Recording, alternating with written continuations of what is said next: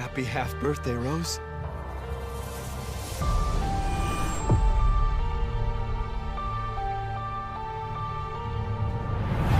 I just want to find my daughter.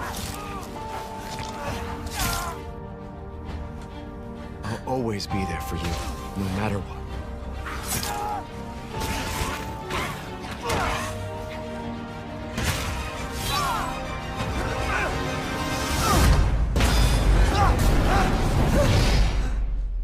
You are my precious Rose. And I didn't care. So long as we were together. Oh man, I'm so sorry. I love you.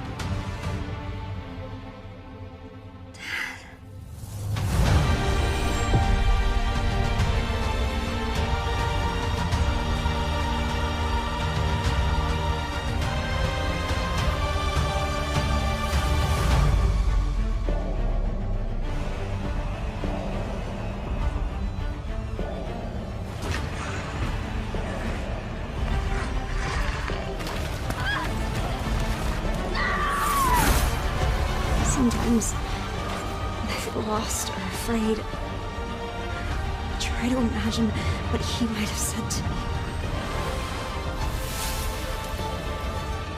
No matter, your imminent demise is inevitable. I love you, but I won't let anything happen to Rose. I've got this!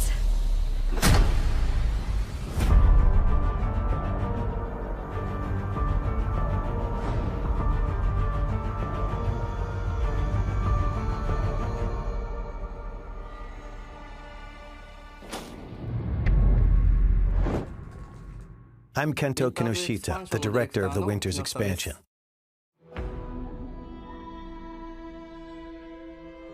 Ethan gave his life to protect Rose. And in the end, you see how she's grown. What kind of person is 16-year-old Rose? That's what we wanted to explore, so we decided to have her at that age in this expansion.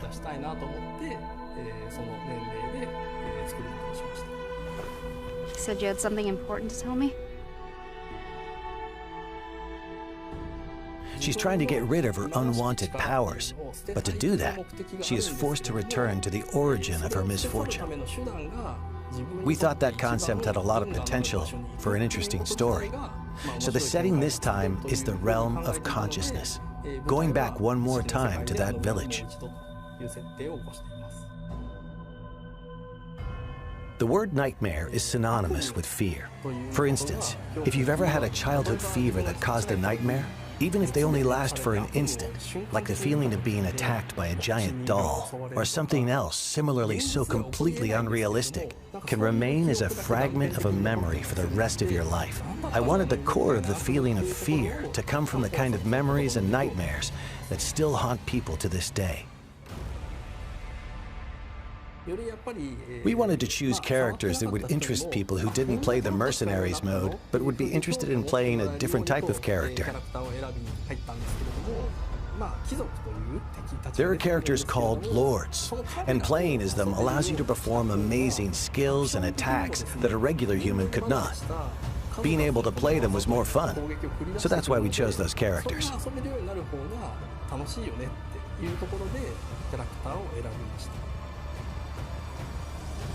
We balanced things to ensure that as little time as possible was spent waiting for enemies to appear. For instance, if a player doesn't finish off an enemy, it will chase after the player. We made adjustments like this to raise the tempo and increase the fun of defeating enemy after enemy.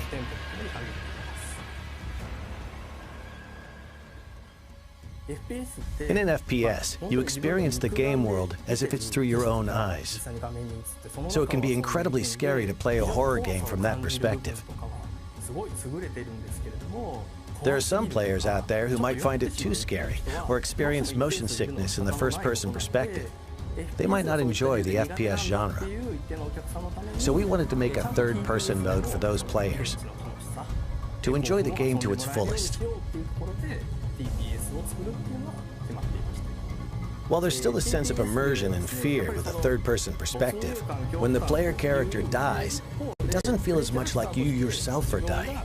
And you can enjoy playing it as a game to confront the fear that it creates, which is a very different experience.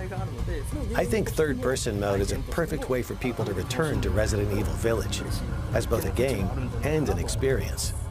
Wouldn't it be okay to show Ethan's face? We gave that question some thought. So even in third-person mode, if you try to turn the camera to see his face, Ethan will look away, and you're not quite able to get a good look. Each of the 3 editions are interesting in their own way, and we hope you really enjoy the expansion. Please look forward to it. Thank you.